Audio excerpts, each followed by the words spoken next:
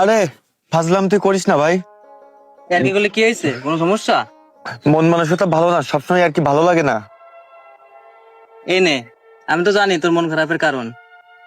নির্মল fashion house, Rupganj বাজার নড়াইল। আরে এটা তো তোকের দোকানের প্যাকেট, এটা কি? এর ভিতরে তোর না ঈদের শপিং আছে। ঢাকায় গেছিলাম দোকানের মাল কিনতে। তো হ্যাঁ। দাদারে বললাম যে আমি জানি তুই তো কিছু কিনিস নি, ওর জন্য একটা কিছু নিয়ে যাই। আমার মালিক খুব ভালো লোক, তোর জন্য এই গেঞ্জিটা কিনে দিছে। এটা তুই পর, এটা ঈদের দিন পরবি। বাহ, আমার জন্য এটা? হ্যাঁ এটা তোর। এর উপরে পড়বো? হ্যাঁ ওটা উপরে পর, এটা তো ঈদ দিন পরা লাগবে নাকি?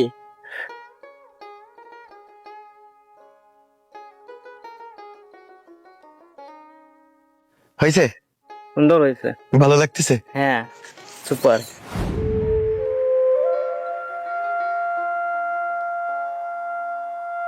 ঈদের গিফট।